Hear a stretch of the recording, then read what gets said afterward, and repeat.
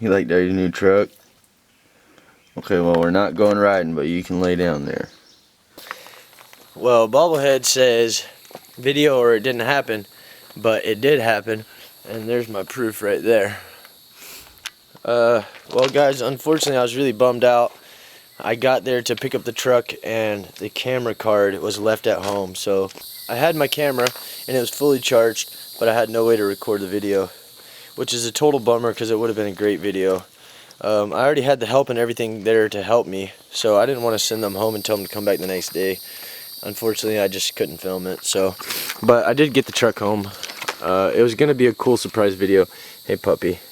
It was going to be a cool surprise video. I had it all planned out, but it didn't turn out that way. Alright, I'm going to show you a little bit about the truck, and then I'll tell you about the story getting it home. Alright, like I told you guys before, it's an Inline 6 truck, 1984 Chevrolet C10. It's a 250 Inline 6. There's no battery. It's also not an AC truck.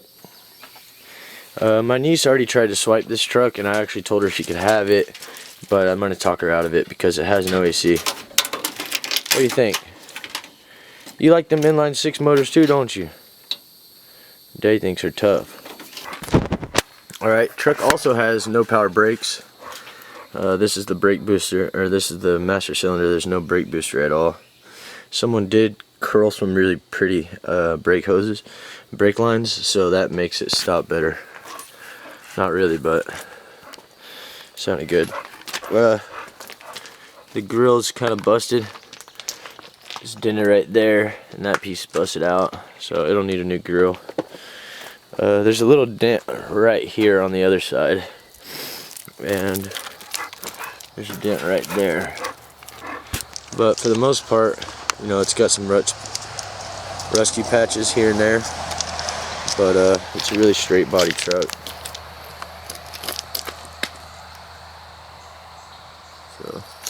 So there's a whole bunch of stuff piled in the back, but I'll clean those out. It actually is a true dual exhaust truck, which is super cool. Metal bed, you know, my bed's wood, but this is a much newer truck. This is an old Singer sewing machine, and it's gonna go in the trash, but if any of y'all would want it to try to restore it or anything, if you'll pay the shipping, it's kind of heavy. If you'll pay the shipping, I'll send it to you. If not, it's going in the trash. Anyway, there's got to be something back here that I can find useful. We'll see. Alright, the seat's tore up. Back to this game. It's a 4-speed truck. Man, there's no light in here. I'm sorry. We're not going riding. You're not getting up there. It's a 4-speed manual. Windows work. Wing windows work. For the most part, it's pretty nice inside. The gas tank's actually underneath the vehicle, not behind the seat like mine is. Excuse me. Alright, let me tell you a little bit about how I got it home, and then I'll wrap the video up. I was a dummy and didn't check how much radiator fluid was in there. Never assumed. But yeah, so the radiator was empty. I don't know why I didn't check. But I moved my battery from my truck over in here. And then what I did was, I took a really long fuel hose, about 10 feet of fuel line, and I hooked it up here to my fuel pump. And then I just shut the hood only halfway, like that, so that the fuel hose would stick out of the hood without pinching it. Then I ran it through the wing window here and into this 5-gallon gas can. So that way I had good clean fuel to run home. And then that's about the time I realized that the radiator had no fluid in it. We were about a mile from that pond where I usually go fishing and stuff like that. So the temperature gauge said 220. I just put it to the floor. We were only about a mile away from that pond. As soon as I turned in the parking lot, I just shut it off and coasted to the pond. And then me and Baldy, thank you Baldy, we just ran one McDonald's cup at a time up and down the hill, filling up the radiator with pond water. If you guys remember, there was 2 back flat tires,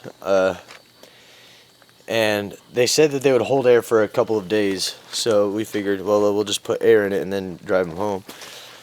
Well, sure enough, they did hold air, but as I was pulling into the driveway, I blew out the front tire.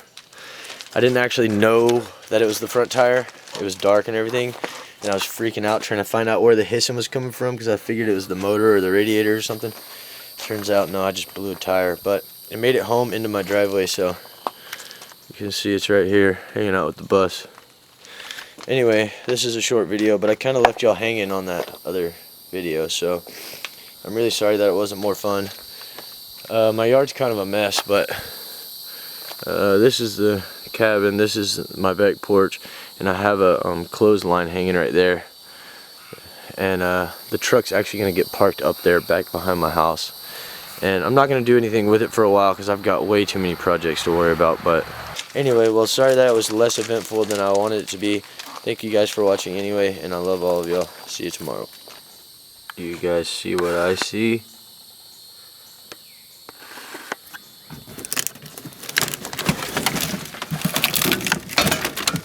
Aha!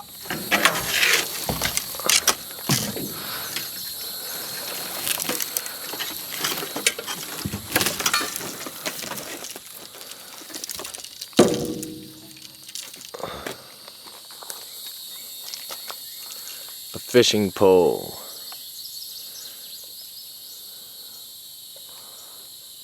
I got a fishing pole. Told you I'd get something out of there. Let's go, puppy.